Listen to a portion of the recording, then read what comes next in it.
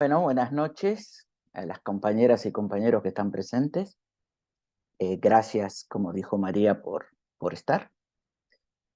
Eh, es un gusto estar juntos, aunque sea para discutir y precisar este eh, trágico privilegio que tenemos de estar presenciando por primera vez en la historia un genocidio por la televisión.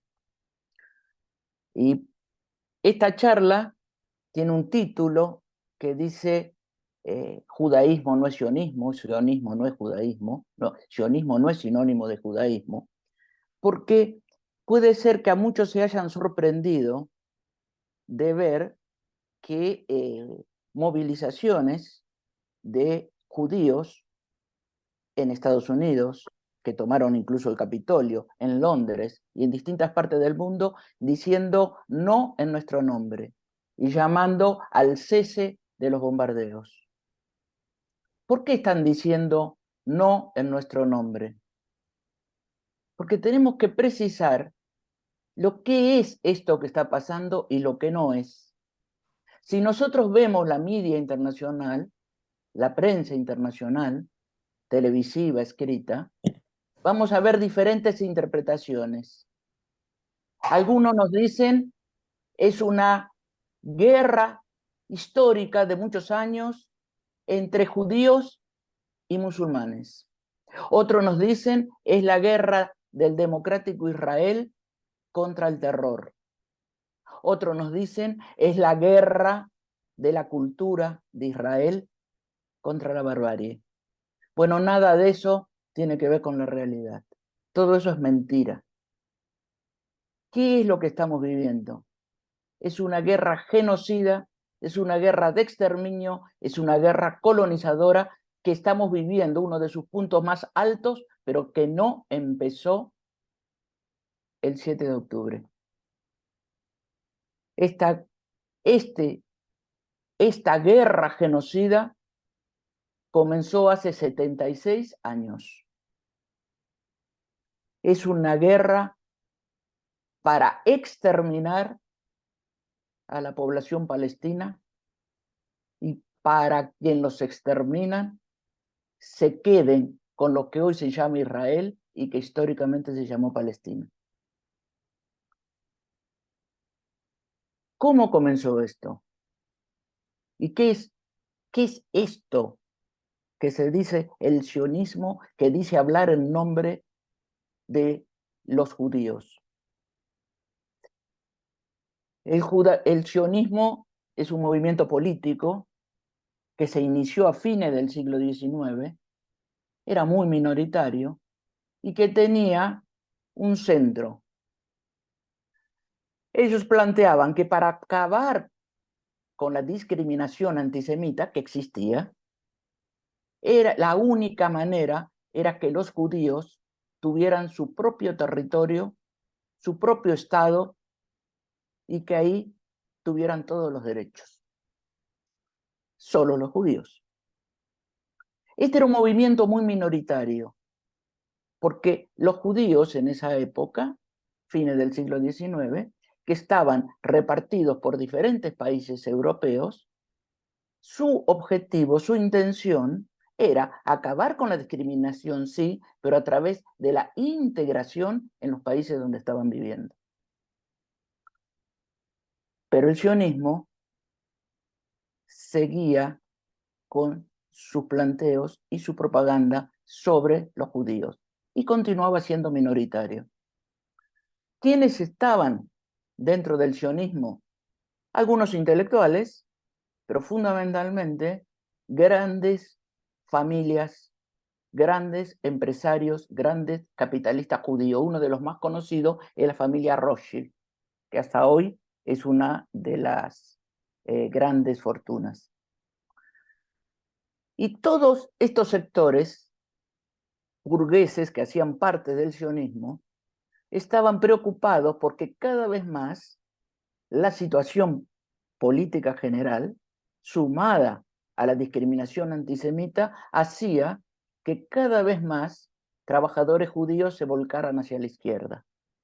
Y por eso era una lucha permanente de ellos para acabar con eso a partir de su planteo de construir un Estado propio de los judíos. Y se barajaron varias posibilidades. Una fue Argentina, otra fue Angola, otra fue Palestina. ¿Y cómo hacían? ¿Qué es lo que intentaban hacer? ¿Cuál era su relación preferencial? Los imperialismos. Y así intentaron con el Imperio Otomano, que dominaba Palestina, y también con el Imperio Alemán, pero no tuvieron suerte. Pero sí tuvieron mejor suerte con el imperialismo británico, el imperialismo que todos dicen más inteligente, más previsor, con más visión de futuro. En ese momento los británicos estaban atacando al Imperio Otomano y estaban con los ojos puestos en Palestina, una región central para controlar políticamente y económicamente a una región muy rica en hidrocarburos. Y consiguieron un gran objetivo, que es que en 1917 un ministro del gobierno inglés sacara una declaración muy simple que decía lo siguiente: el gobierno de su majestad ve con muy buenos ojos que Palestina se convierte en un hogar para los judíos y ve con muy buenos ojos que colonos judíos se instalen en Palestina. Y ese fue el visto bueno que necesitaban los sionistas para empezar a mandar a cuentagotas judíos pobres, sin trabajo o viviendo muy mal, y los empezaban a instalar en Palestina. ¿Para qué? Para ir quedándose con tierras palestinas. Esto pega un salto después de la barbarie nazista, del Holocausto, que acaba con 6 millones de judíos, y fundamentalmente después que acaba la guerra, cuando los gobiernos europeos se niegan a recibir a esa población sobreviviente de los campos que salía con grandes heridas físicas y psicológicas. Y el sionismo empieza a crecer a partir del planteo: no nos quieren en ningún lado, tenemos que tener nuestro propio Estado.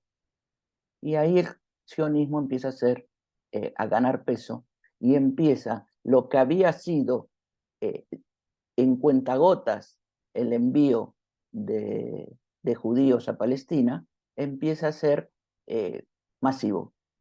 Van barcos enteros. Hay una película muy famosa, muy vieja, con un gran actor, Paul Newman, se llama Éxodo, que habla precisamente de uno de esos barcos. Y ese éxodo caía muy bien en la comunidad internacional, porque eran los pobres judíos que habían sufrido verdaderamente del martirio del Holocausto, de los campos de concentración, y que nadie los quería.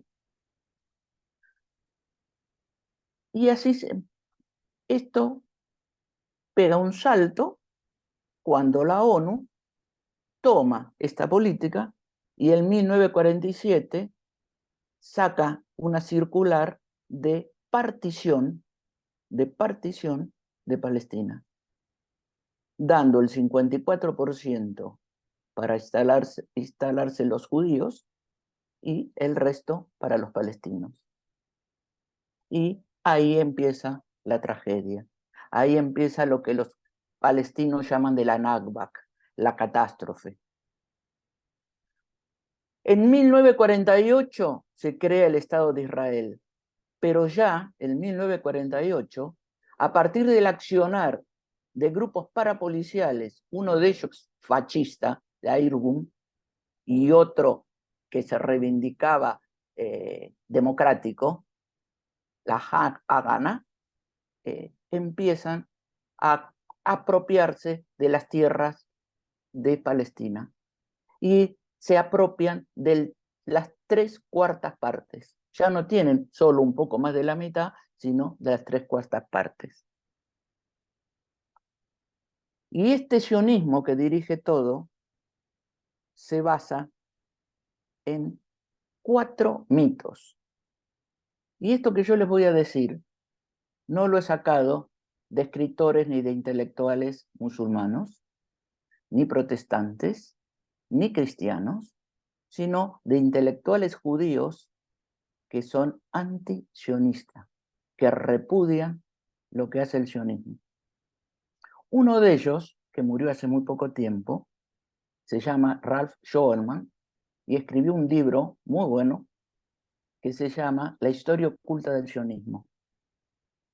Y ahí él explica cómo el sionismo, para todo su accionar y para justificarse, se apoya en 4 mitos, 4 mentiras. La primera, una tierra sin pueblo para un pueblo sin tierra, lo que es una mentira total.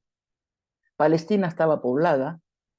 En la época de la partición había 1.300.000 palestinos y 600.000 judíos.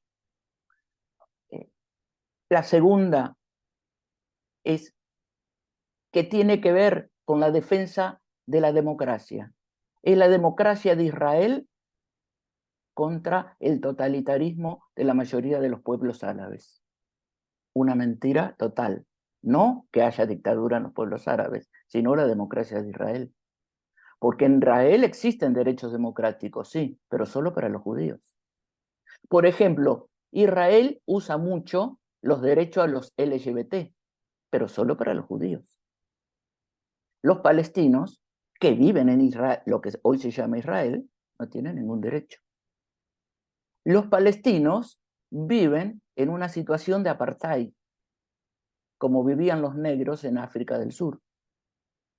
Viven en regiones cercadas que para salir y para entrar hay que pasar por un montón de puestos militares y por un montón de humillaciones. Y junto con eso, la rapiña de Israel no quedó en las 3/4 partes de Palestina, sino que se fueron dando guerras. En 1967 se da la guerra de los 6 días, donde Israel se apropia de Cisjordania y de Gaza. Después viene la guerra de Yom Kippur. Y permanentemente viene un ataque con asesinatos, con muertes, con encarcelaciones, con presos de hombres, de mujeres, de niños palestinos. Entonces, esto tiene que ver con el tercer argumento, el tercer mito, que ellos están armados como están armados, porque se tienen que defender de los permanentes ataques de los árabes.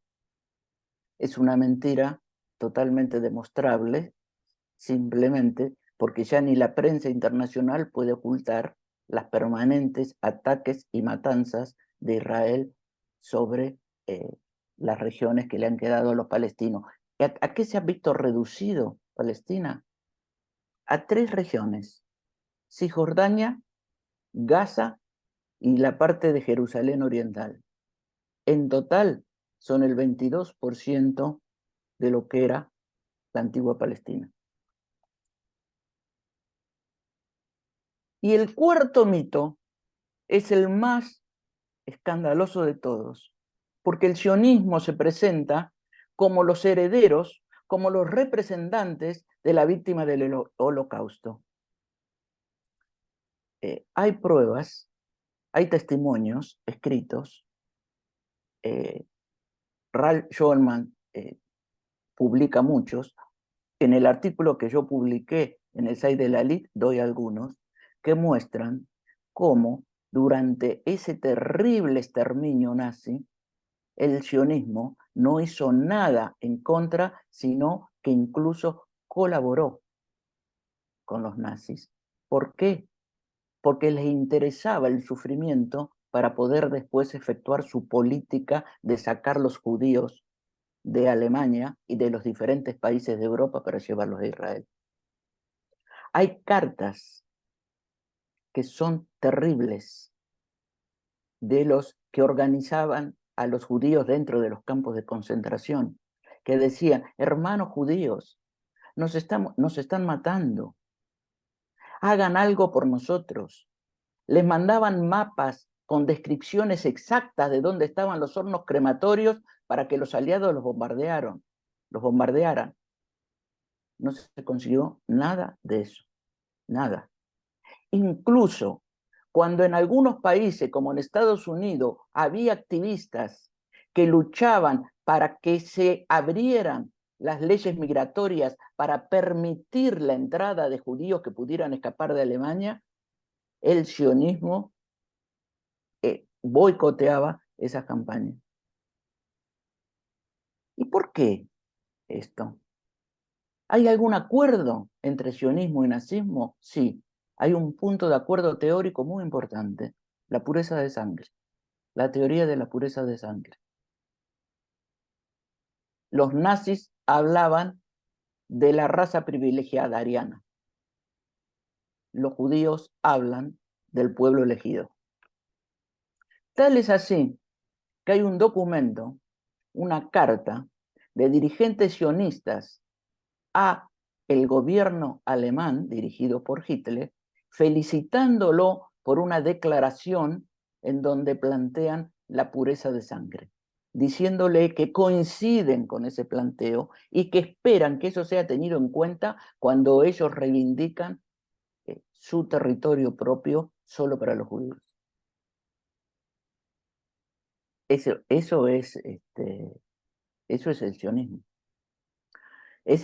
No solo es un movimiento de la alta burguesía judía, sino que es un movimiento que parte de la reaccionaria teoría de la pureza de sangre y que vemos hoy que coincide y aplica los mismos métodos de exterminio de los nazis contra los judíos, ellos lo aplican contra los palestinos.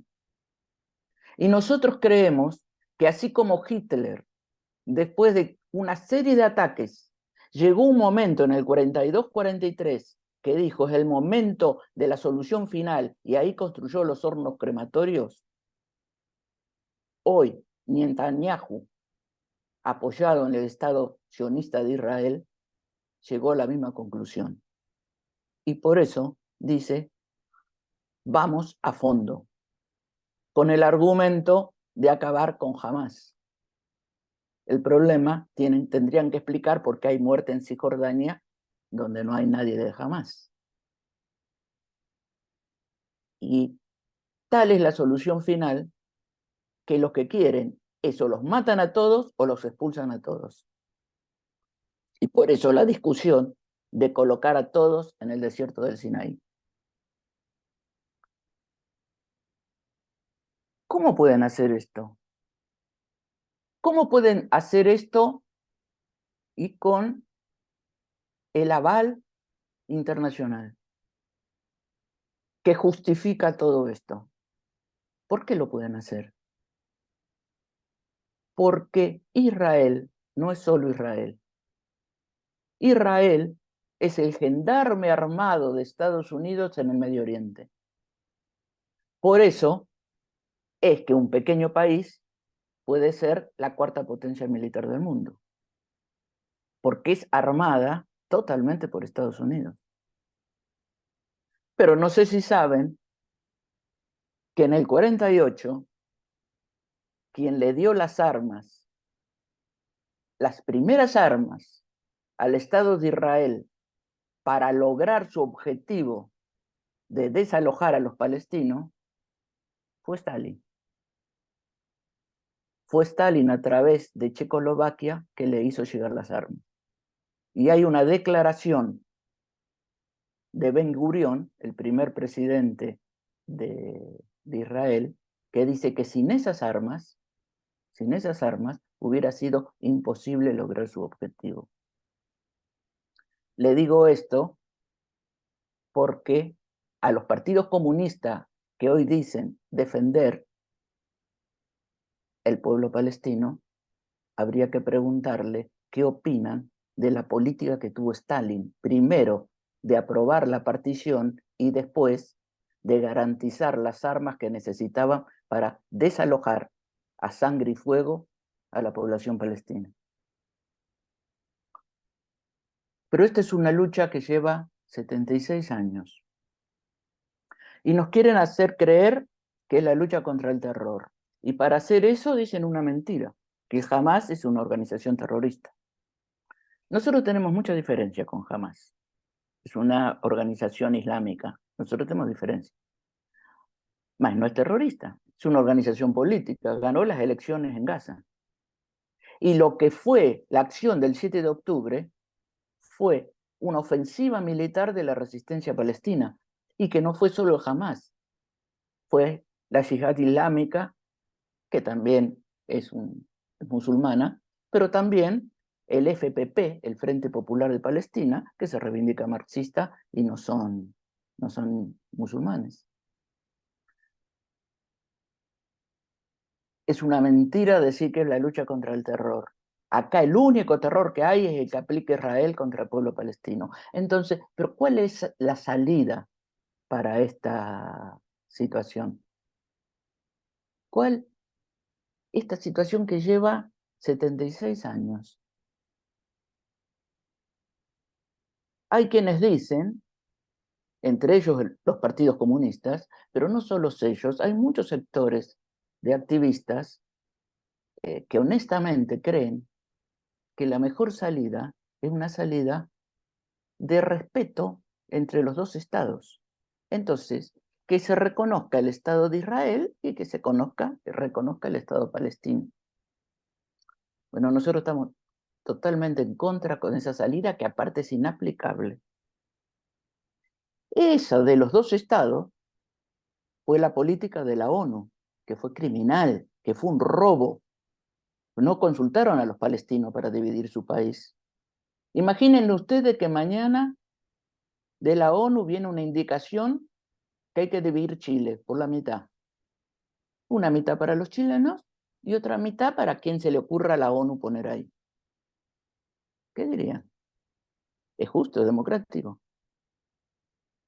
Bueno, eso ni siquiera se pudo, que se aprobó en 1947, ni siquiera se pudo cumplir en 1948. ¿Por qué? Porque Israel no respetó los acuerdos y se apropió, no se quedó solo con el 54%, sino se apropió por la fuerza de las 3/4 partes de Palestina. Pero imagínense hoy, ¿qué serían los dos estados? ¿Qué es eso de los dos estados? Sería el reconocer al Estado genocida de Israel y un mini estado pequeñito del 22%, que si sigue actuando Israel no va a ser el 22%, va a ser el 15%, el 10% de los palestinos. ¿Esa es la política para lograr la paz en el Medio Oriente?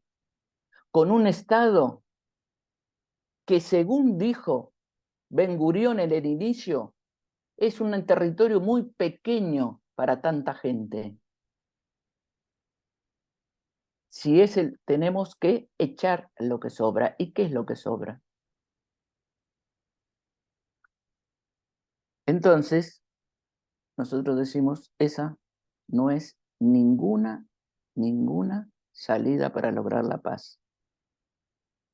No se puede lograr la paz en el Medio Oriente mientras exista el Estado genocida, fascista, nazista de Israel. No hay paz posible. Entonces, la única salida pasa por volver a lo que fue, a un Estado palestino único, laico, democrático, no racista. ¿Cuál es la única manera de llegar a eso? Es a partir de una revolución. Pero es una revolución que, con subidas y bajadas, más sorda y más abierta, se está desarrollando en Palestina a partir de la resistencia del pueblo palestino.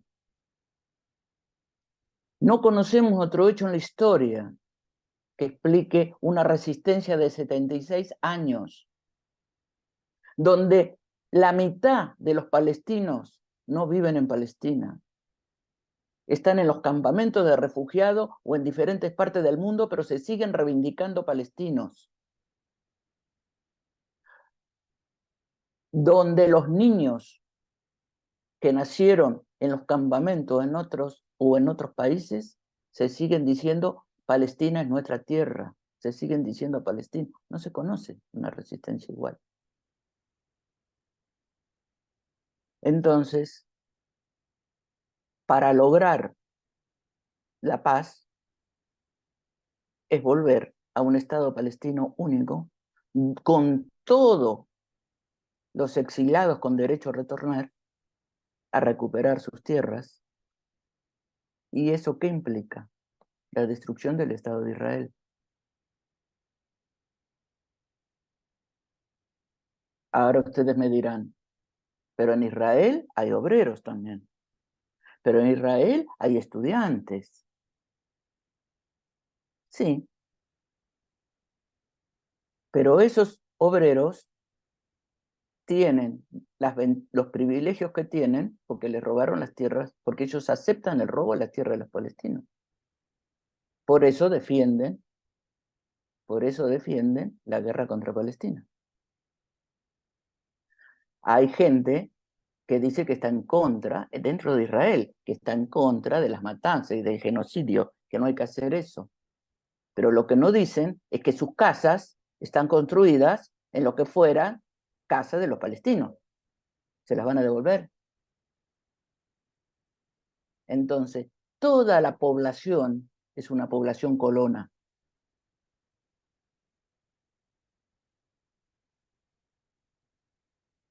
Ustedes me dirán, está bien, pero es muy difícil.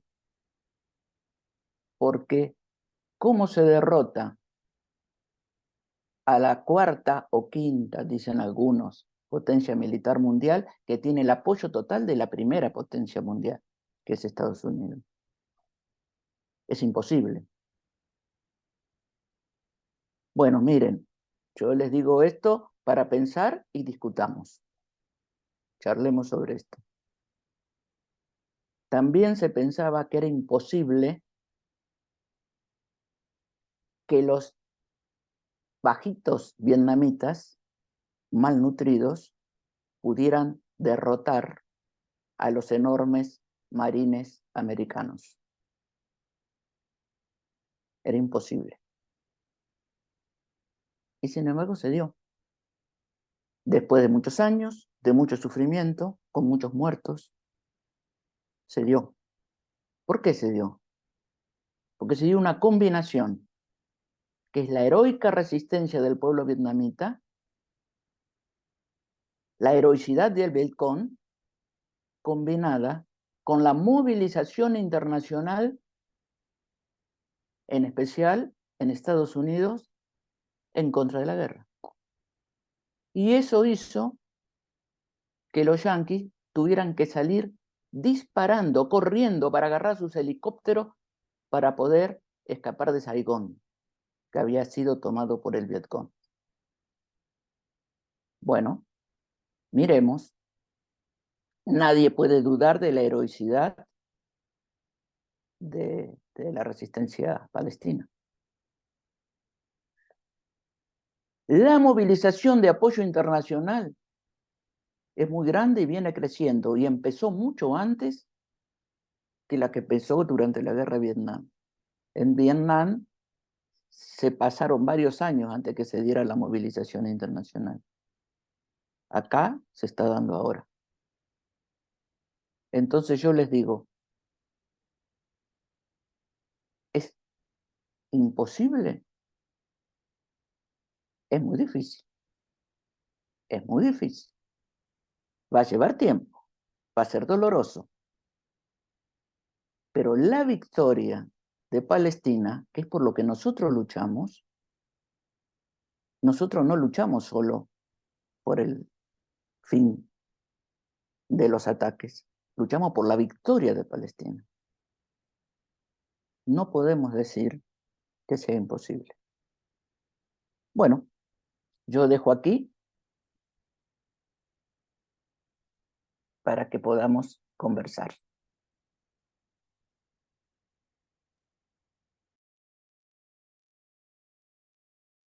Ok, bueno, muchas gracias, Alicia. Como ven, compañeras y compañeros, tremenda exposición que nos da Alicia con temas muy importantes, y la idea nuestra ahora es que quien quiera hablar tiene 3 minutos, puede hablar lo que quiera, opinar, preguntar, dar su opinión, diferencias, coincidencias, saludos. Tenemos compañeros de varios países que están conectados, es para nosotros muy importante. Entonces, eh, también es importante eso, que haya compañeros de distintos lugares del mundo interesados en este tema, que nos tiene y que nos tiene que tener preocupados, como dice Alicia. Acá en Chile, para los compañeros que no están enterados, tenemos una de las colonias, o si no es la colonia palestina más grande del mundo. Vive más de 500.000 de palestinos en Chile, por lo tanto es un tema que tenemos que entender, saber. Hoy es un momento en que todos tenemos que tomar posición. Por lo tanto, es muy importante además escuchar, discutir, entender y ver si coincidimos con eso, con las posiciones. Así que quien quiera puede pedir la palabra por el chat o levantar la manito ahí en la pantalla. Yo voy a estar avisando con 3 minutos, ¿ya? Mónica, ¿tú quieres hablar? ¿Puede prender su micrófono? Sí, Gracias. ahí sí. Ya. Sí, bueno, agradecer a Alicia todo lo que nos contó, y sumé varios elementos que no conocía. Y bueno, quiero preguntarle también a Alicia el tema de los semitas, porque siempre se dice que los judíos son semitas y que los palestinos también son semitas. Muchas veces he visto que dicen son primos hermanos. También se dice que son nativos todos de ese sector del territorio, digamos, que los judíos son nativos de ahí, por eso que ellos quisieron volver, como se dice, volver a ese lugar, porque ellos son originarios de ahí. Entonces, eso no está para nada claro cómo es este asunto, porque hay gente que dice, no, pero si ellos eran de ahí y los expulsaron y anduvieron vagando muchos siglos por el mundo, pero ellos son de ahí y tienen derecho a volver. Entonces, ese punto es crucial también, dejarlo bien claro, porque yo no lo tengo para nada claro. Así que le agradecería a Alicia si nos pudiera explicar bien esa parte. Gracias.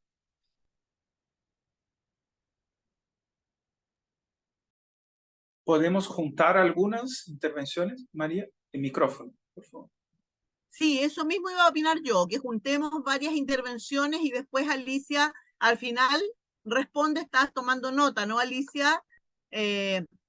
Entonces al final le damos tiempo a Alicia para que en el cierre responda y dé su parecer de las opiniones. Así que pidan la palabra para opinar, preguntar y etcétera.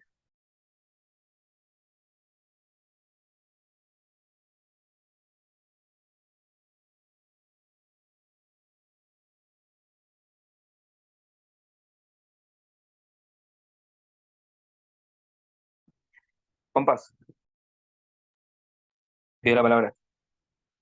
Dale, compa, te aviso con 3 minutos. Ya, no, mira, sí es bien, bien breve. Quiero, bueno, saludar a todos, a todas, agradecer la exposición de la compañera Alicia y nada, mira, la pregunta es bien, bien, bien específica.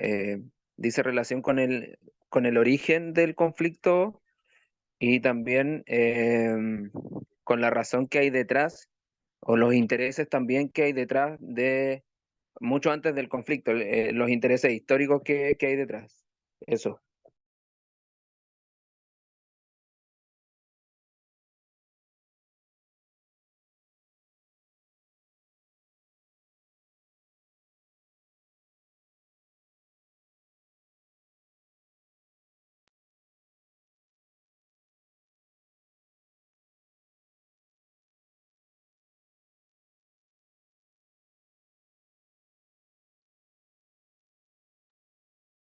¿Alguien más, compañeros, compañeras?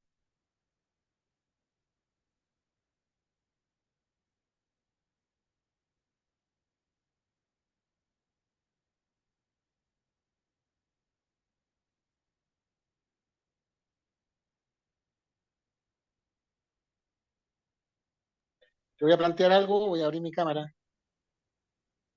Hola, ¿qué tal? Compañeros, ¿me ven o no? ¿Me escuchan? María, ¿se escucha? Compañeras, compañeros. Súper, súper bien, Ya, Jota.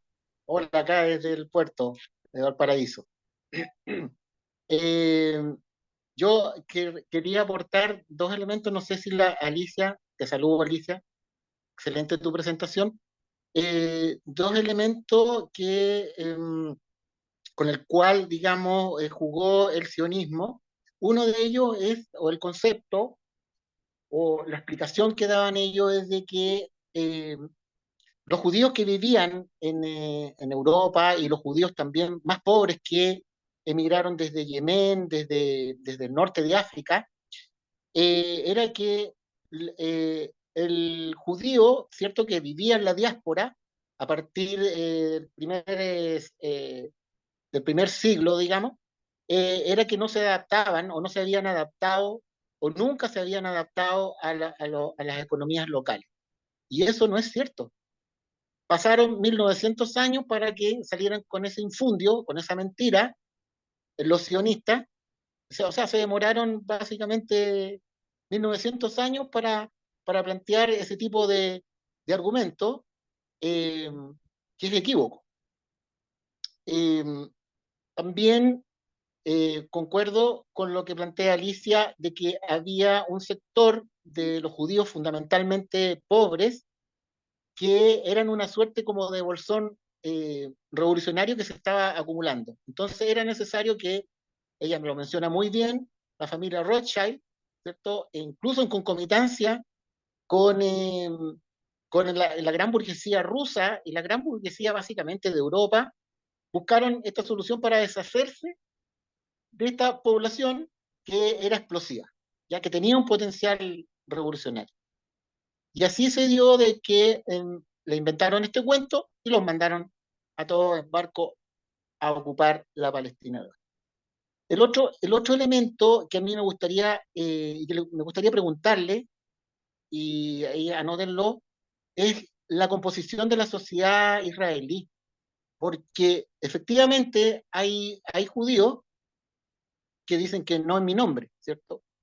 Me da la impresión de que yo no he profundizado, digamos, en el análisis social de Israel, pero sería re interesante, porque ahí hay también una población obrera, palestina y judía que es muy tremendamente explotada. La población judía fundamentalmente hay dos vertientes, una que es la sefardí y la ashkenazi. Y lo planteamos acá en la reunión, acá en el puerto, en la presentación que hicimos. 3 minutos. ¿Hay 3 minutos? ¿Me pasé? Ok, listo. ¿Puede ir concluyendo? Dale, dale, termina, termina. No, guarden la pregunta que quiero dejar.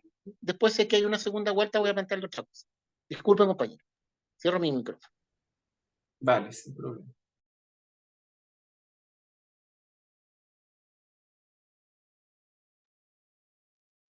Palabras, compañeros, compañeras.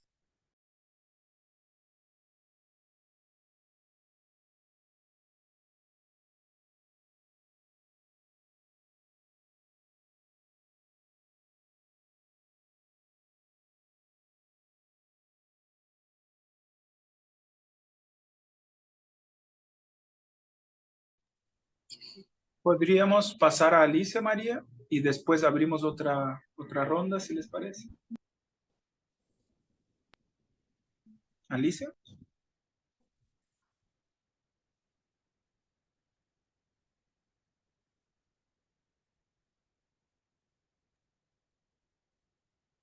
Bueno, voy a contestar por orden de aparición. Lo de Mónica. A ver, lo de semitas. La definición de semita viene desde la Biblia, ¿no?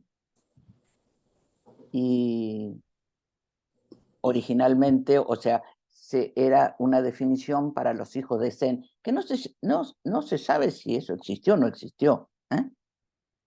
Pero es como viene la historia. Y sí, los hebreos, digamos, originarios, eran semitas, se los consideraba semita, y una gran parte de los árabes también. Pero se usa el término antisemita en general, en la época moderna, digamos, como sinónimo de antijudío, ¿no? Entonces, es una cosa muy común decir que atacar al Estado de Israel o atacar al sionismo es un ataque antisemita, antijudío.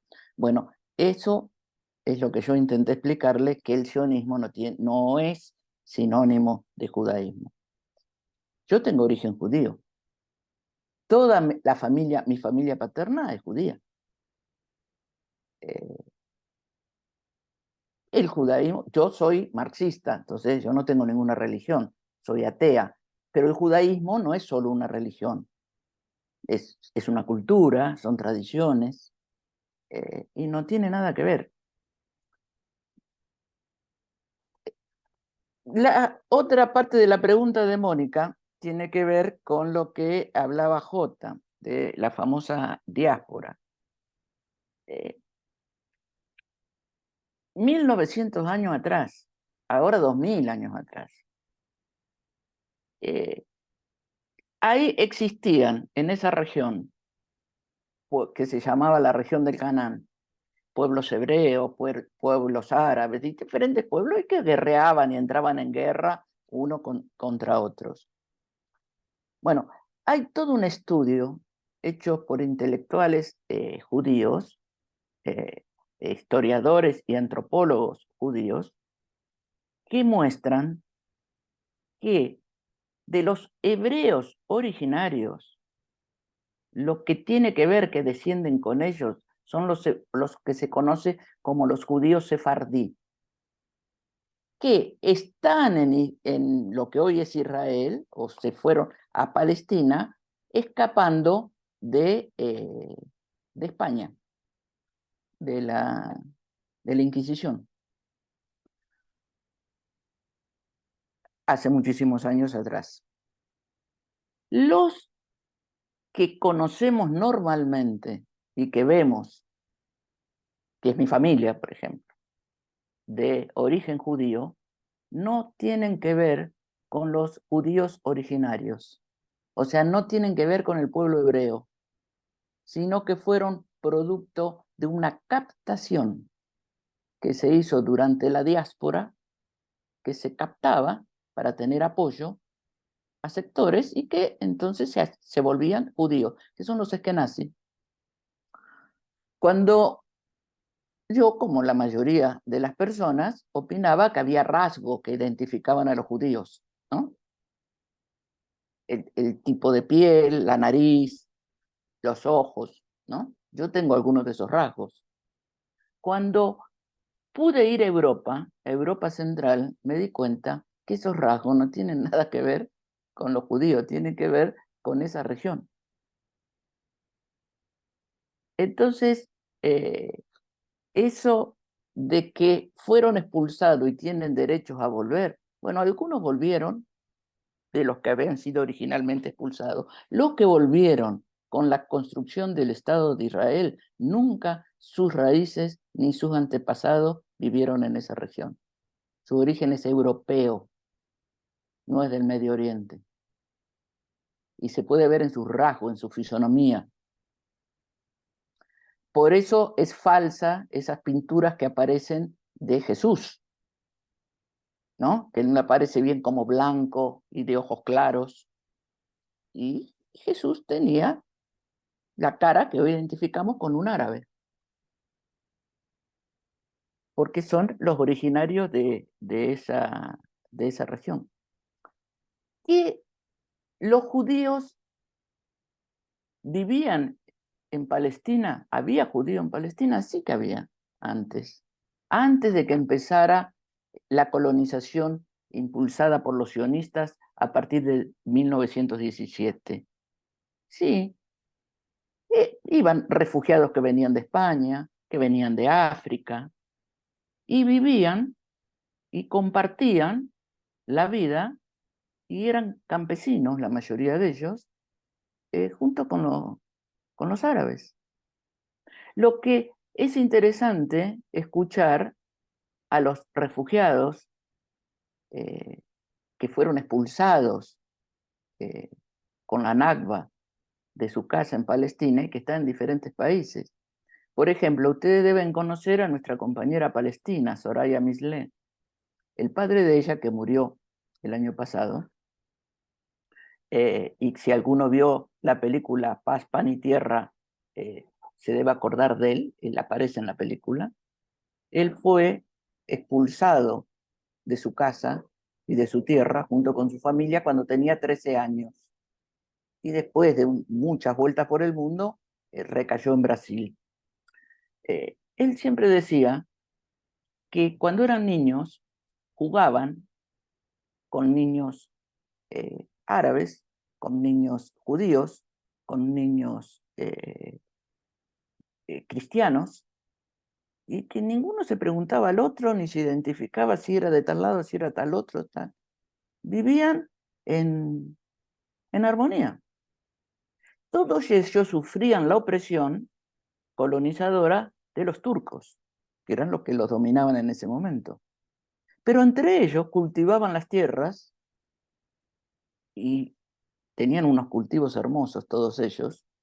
Por eso de que una tierra sin pueblo era conocida la belleza de las huertas y de los jardines palestinos, hechos aparte con un gran esfuerzo, con canales de riego impresionantes, porque es una zona muy desértica. Y todos actuaban, eran una minoría los judíos, pero estaban totalmente integrados, no había ningún problema. Empezaron a cambiar las cosas con los judíos que venían enviados como colonizadores, porque ellos venían con la instrucción de empezar a acaparar tierras.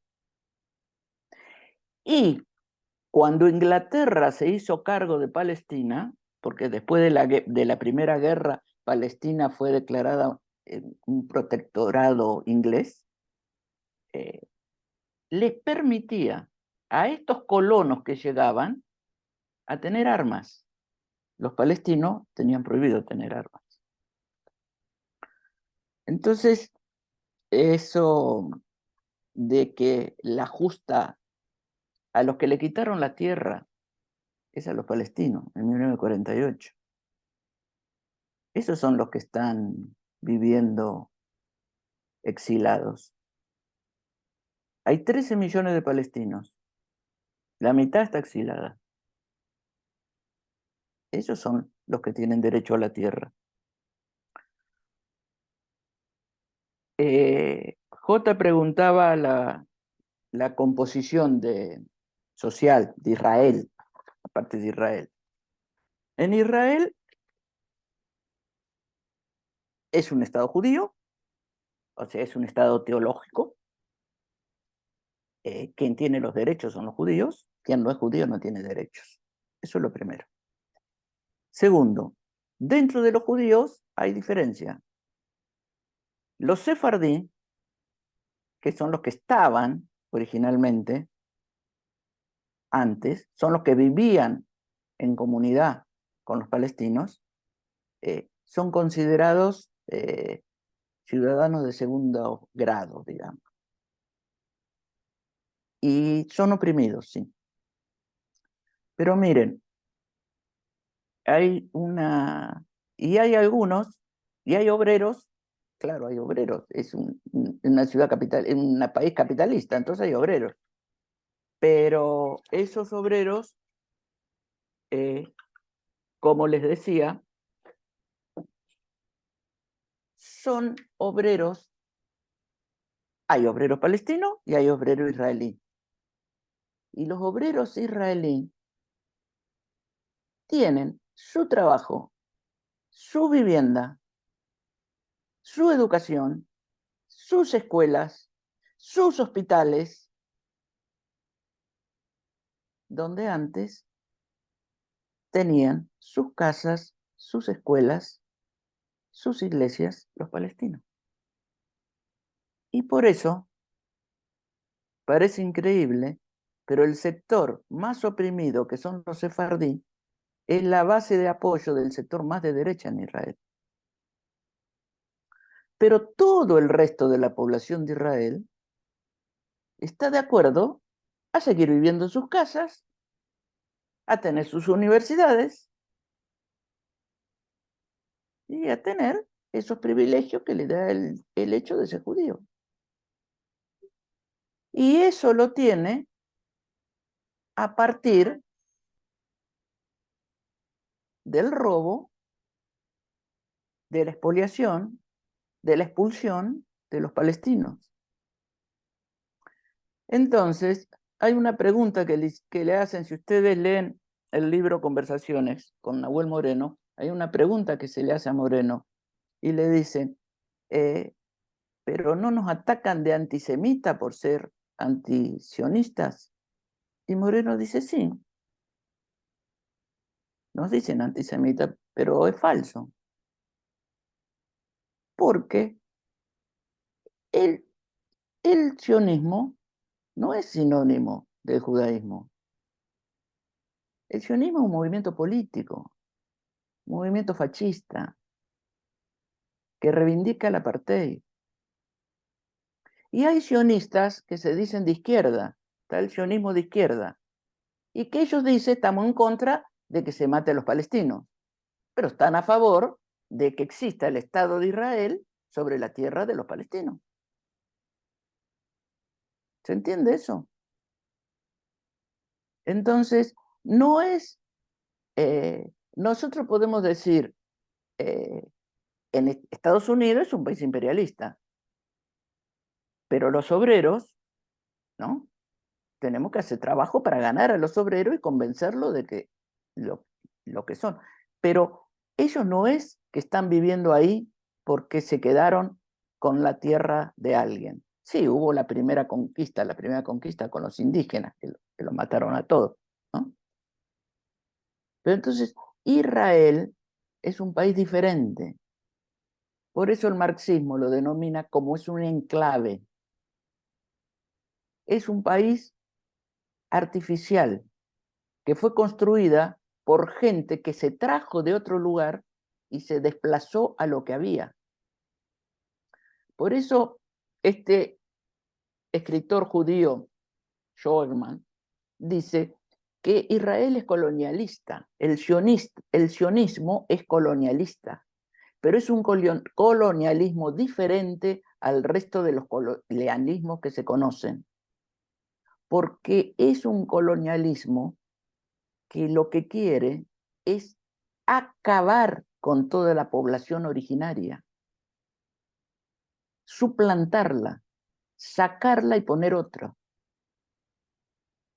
Los viejos colonialismos, los otros colonialismos, no.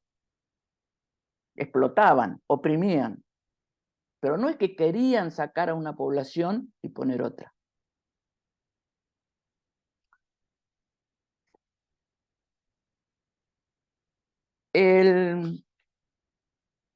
Los orígenes, lo que preguntaba Miguel de los orígenes históricos del conflicto, el origen histórico del conflicto tiene que ver, del actual conflicto, tiene que ver con los intereses colonialistas, primero de Inglaterra apoyándose en el sionismo y después de Estados Unidos, Después de la Segunda Guerra, Estados Unidos salió como el imperialismo dominante, y entonces fue Estados Unidos los que se impusieron, tomaron ahí, y Israel se convirtió en su gendarme. Por eso la mayor inversión económica, militar y todo, viene de Estados Unidos, que les aclaro, tiene la mayor población de judíos del mundo, más grande que en Israel. Dicen que la segunda es Buenos Aires. Entonces no sé si respondí esas preguntas y si hay más.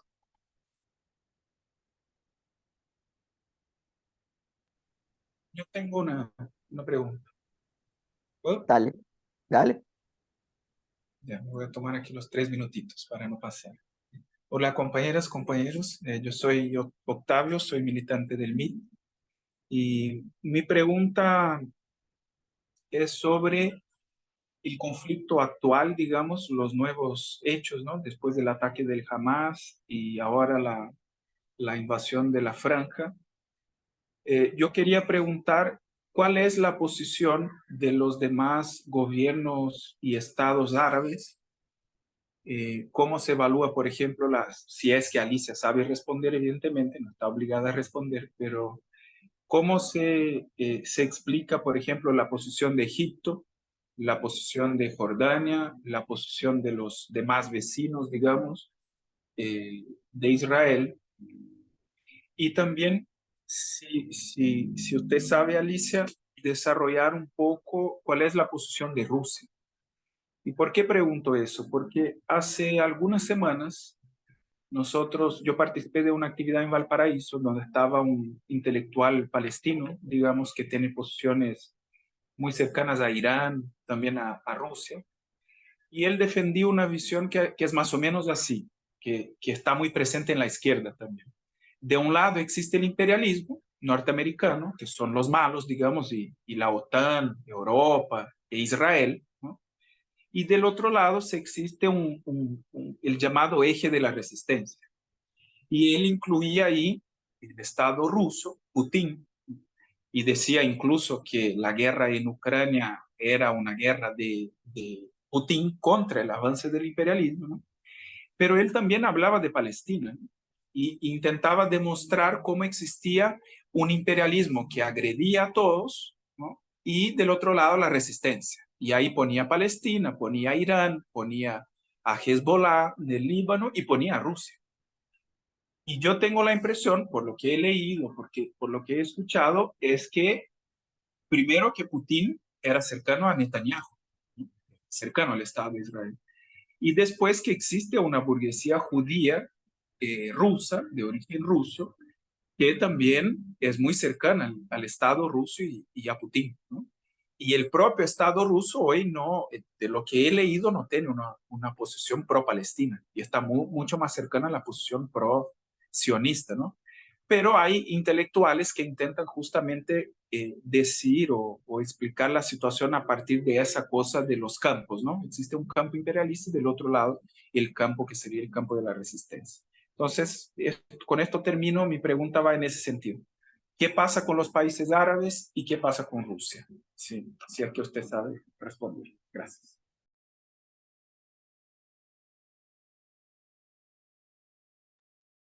¿Esperamos alguna otra pregunta?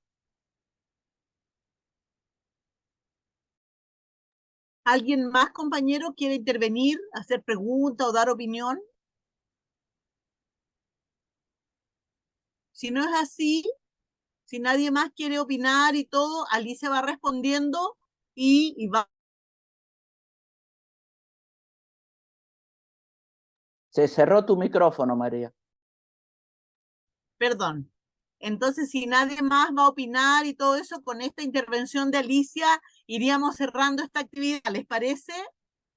Porque estamos considerados hasta las 9 y ya faltan 15 minutos para las 9. A ver, acá voy a leer, como antes de que cierre Alicia, la compañera Gertrudis dice: no puedo hablar ya que me encuentro operada hace pocos días. pero escuchando todo lo conversado, y doy las gracias por poder conocer más sobre la historia y comprender de lo que hoy ocurre en Gaza. La cronología es horrible de todo lo que ha padecido el pueblo palestino desde que llegaron a colonizarlos, y ahora que busca Israel con toda esa invasión y matanza que están llevando a cabo. María, se anotó Jorge también. El micrófono, el micrófono. Eso, un saludo para la compañera Gertrudis que está posoperada escuchando la charla. Que se mejore pronto. Dale, Jorge. Y después del Jorge, si nadie más quiere, pasamos a Alicia. Ya, bueno, muchas gracias por la exposición. Yo soy Jorge también del MIT, de hecho militamos junto con Octavio. Y bueno, en mi caso particular, quisiera preguntar por de qué modo se reciben las caracterizaciones y los posicionamientos que han elaborado otras organizaciones trotskistas que apelan a una Palestina libre, laica y socialista, y no una Palestina libre, laica y democrática, asumiendo esta orientación de que únicamente con una revolución socialista se podría finalizar con el proceso de colonización por parte del imperialismo, ya sea norteamericano, israelita o de orden capitalista que opera en dicho perímetro. Y en mi caso particular, bueno, en distintas discusiones con los compañeros hemos venido desarrollando un debate que tiene que ver con el aspecto bueno, de la descomposición del orden imperialista capitalista contemporáneo, y el estado de fragilidad que dicho proceso imprime a las relaciones geopolíticas entre las distintas fracciones determinadas en función de los alineamientos en torno a determinadas potencias. Y en tal sentido, la sucesión o la proliferación de episodios de guerra en la época actual posee un rasgo característico de nuestra época, donde el día de ayer fue Ucrania, hoy día es Palestina, y perfectamente el día de mañana puede ser Taiwán u otro tipo de conflicto, ¿sí? Entonces, en tal escenario, la guerra posee una centralidad en lo que significa esta descomposición de dicho orden. em, y allí el socialismo, en mi opinión, debiera ser elaborado, digamos, en términos de consigna como la salida, precisamente, a dicho estado catastrófico y anárquico que impone, digamos, el modo de producción capitalista sobre lo que es el ordenamiento de la relación a nivel mundial. Entonces, en resumen, ¿cómo se recepciona entonces el por qué la LID en este caso apela a una libre, laica y democrática y no socialista, reconociendo que no está en esa etapa del conflicto, no está en esa etapa de la coyuntura, de que no hay una clase obrera árabe organizada en torno al socialismo? Entonces, ¿quién va a ejecutar dicha orientación? Pero eso de todas formas tiene un cuestionamiento respecto del rol de las organizaciones políticas que en este caso elabora y agita una consigna en un determinado episodio crítico. Así que por ahí va mi comentario.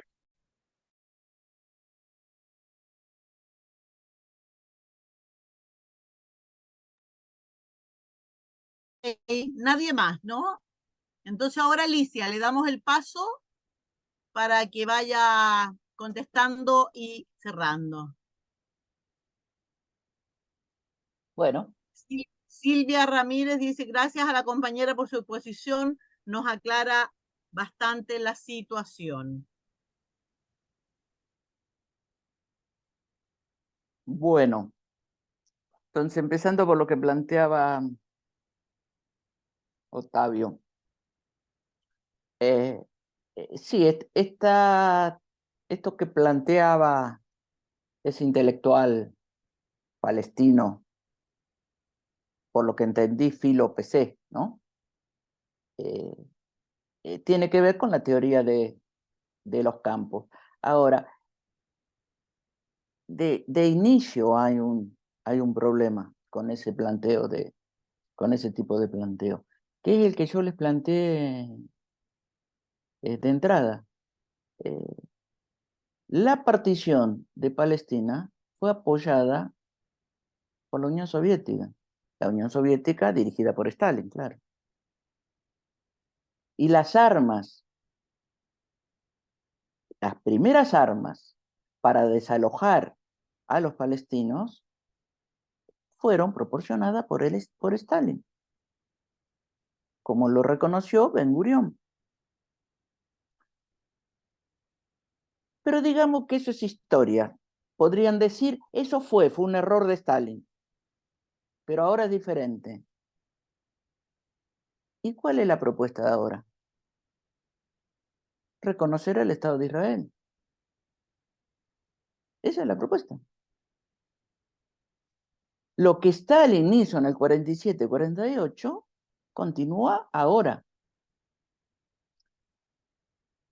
Y como planteó Octavio, las relaciones políticas centrales de Putin es con Netanyahu y con Israel. Y y por eso es una mentira total que la ofensiva y el ataque, la invasión de Putin a Ucrania es para acabar con el fascismo. Quien apoyaba centralmente esa invasión era el grupo de Prigozhin, que después lo liquidaron, que era un fascista. Y donde hay bastante peso de las organizaciones fascistas, que también hay en Ucrania, claro, pero hay mucho más en Rusia, en la Rusia de Putin. El gobierno de Putin es una dictadura de extrema derecha. ¿Cómo no pueden hablar de resistencia contra el imperialismo? Eso no tiene nada que ver, pero se cae por donde uno lo mire. Habría que preguntarle a quienes defienden eso, ¿por qué Putin mantiene relaciones privilegiadas con Israel? Defiende a la resistencia palestina y tiene relaciones privilegiadas con quien ejerce el genocidio.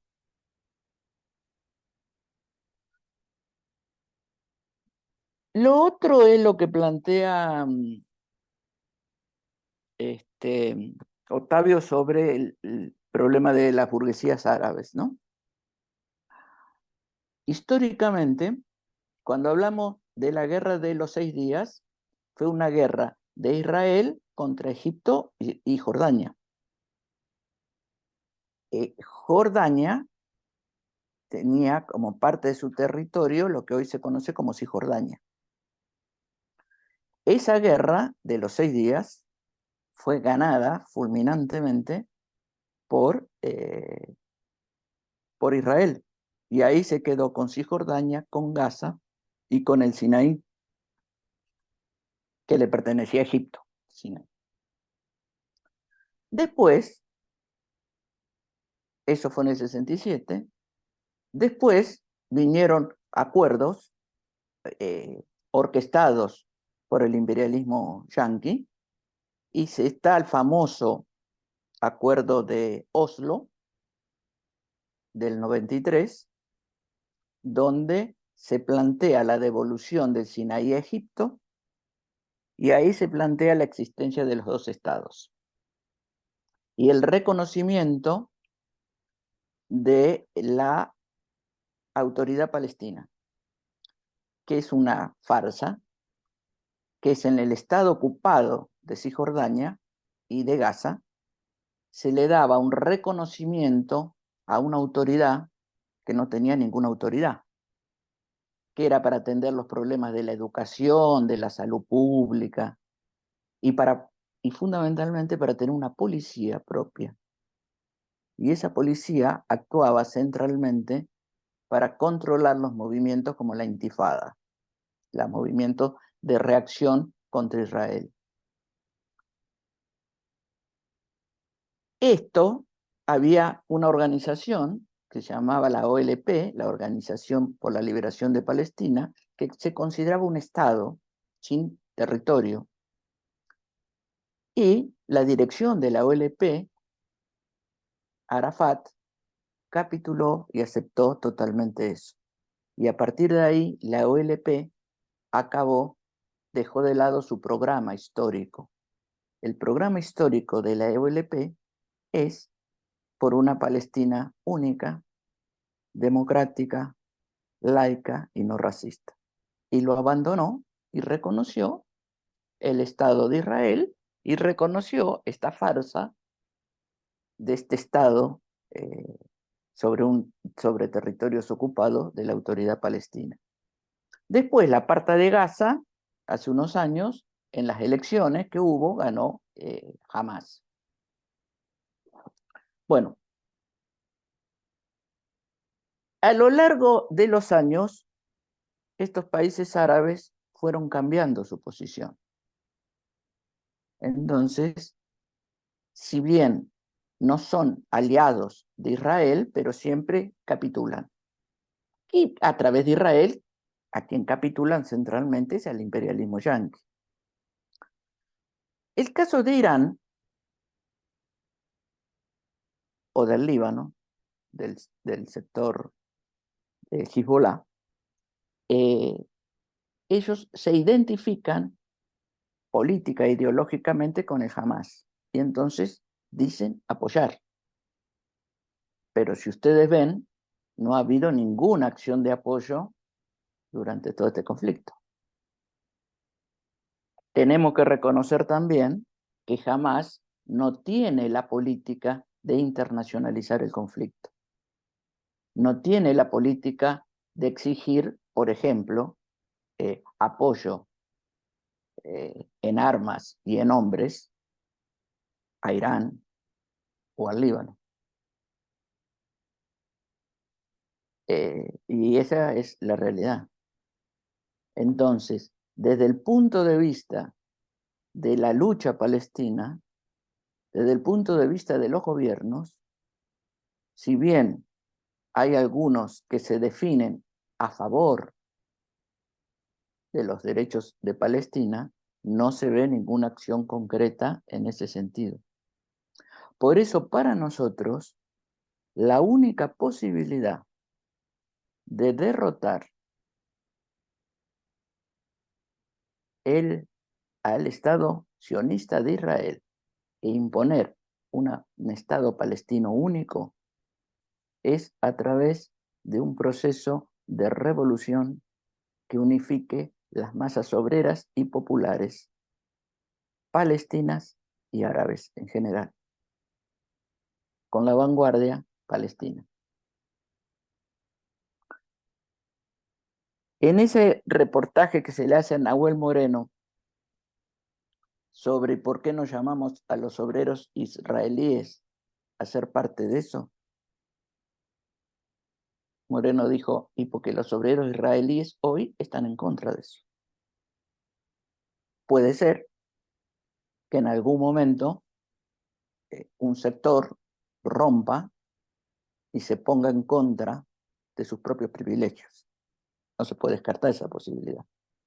Pero no es que la revolución palestina pasa por el acuerdo con los obreros israelíes, sino quien está a la vanguardia, quien vanguardiza, son las masas palestinas y árabes, que hoy, a pesar de la política de su gobierno, se están movilizando por millones en apoyo de Palestina.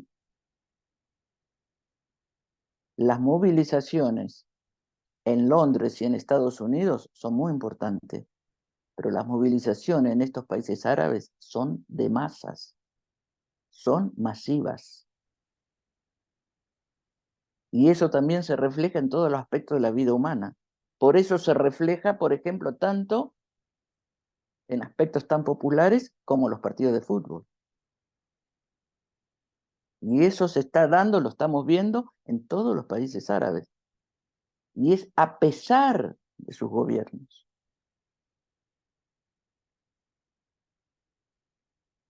está la posibilidad también que esas movilizaciones se vuelcan en contra de sus gobiernos y volteen a las dictaduras que gobiernan sus países, a partir de que no apoyan a Palestina. Está toda esa posibilidad planteada. Ahora la pregunta esta de Jorge sobre ¿por qué no Palestina socialista? A ver, Palestina socialista es parte de nuestro programa. Pero dígame una cosa. En la época de la dictadura de Pinochet, ¿cuál tenía que ser la consigna central? ¿Por un Chile socialista o abajo la dictadura y por elecciones democráticas, etcétera, etcétera? ¿Cuál era la consigna central? Es sectario plantear que la consigna central sería por un Chile socialista, porque los que no están por un Chile socialista no serían parte de la movilización. Y que lo que se quiere es lograr ese proceso. Claro que esa Palestina única, democrática, laica y no racista, solo se puede lograr con un proceso de revolución obrera y popular árabe. Y si los obreros toman el poder,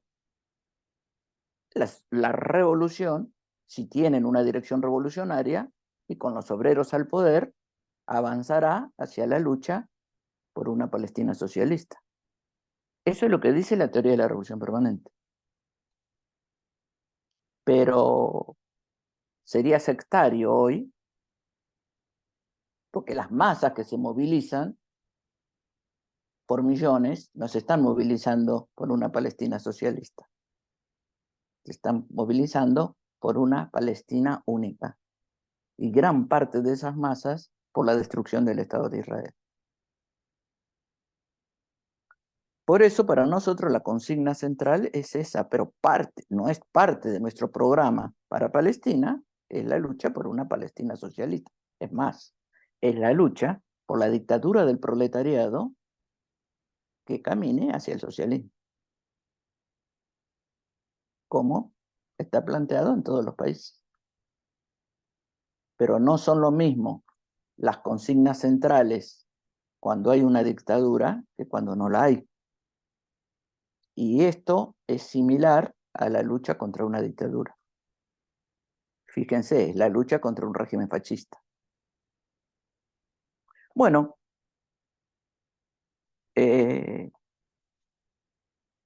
yo no sé si respondí a las inquietudes. Y hay mucho que seguir estudiando y seguir acompañando. Por ejemplo, hay compañeros que me han preguntado en otras charlas, ¿y nosotros por qué no planteamos el envío de brigadas, como en la Guerra Civil Española? Y el problema de las brigadas es si se puede concretar. Si todas las fronteras están controladas, el llamar a envío de brigada en este momento sería el llamado a que los maten a todos, los que van a entrar. Y el envío de armas, se podría concretar a partir, si viene de Jordania, si viene del Hezbolá. Tiene que ser dirigido, orientado. Por ejemplo, si nosotros salimos a hacer una campaña para juntar armas, comprar armas, sí, está bien, las podemos comprar. ¿Y cómo las hacemos llegar?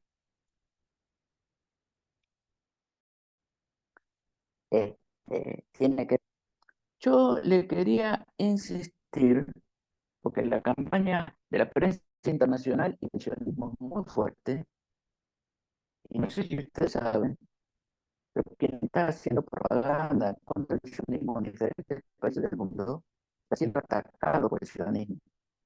Están, por ejemplo, llamando a que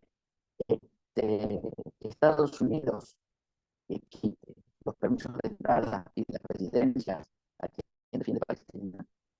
No sé si es a mí o todos están escuchando mal. Todos. Sí, Sí, todo, Todos, realmente se apaga la cámara un rato, Alicia. todo. todos. Se apaga la cámara. ¿Ahora? ¿Me escuchan? No Cortado. sé. Cierra la cámara, Alicia.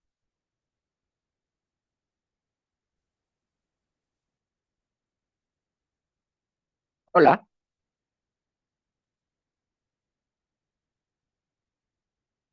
Hola, hola. ¿Se escucha bien? Ahí sí, Hola. ahí sí.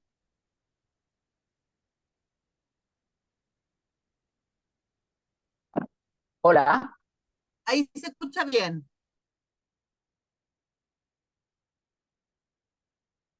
Ahí se escucha bien. ¿Sí?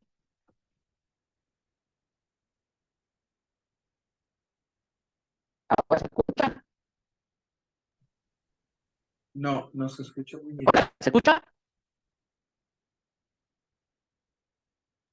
No, no se escucha.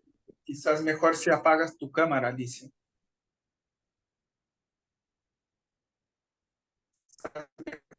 Si apagas A ver, a ver, a ver.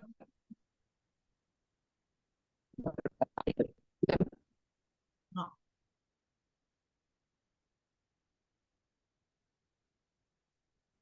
no,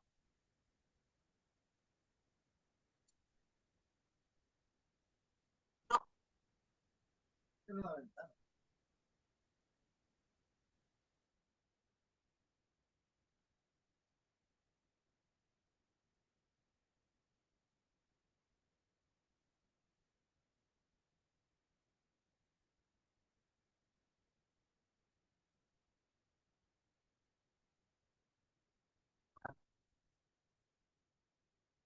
Hola. Hola.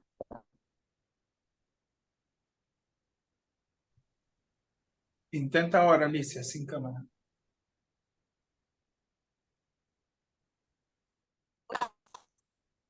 No, no. Creo que cerremos nomás, ¿no? Sí,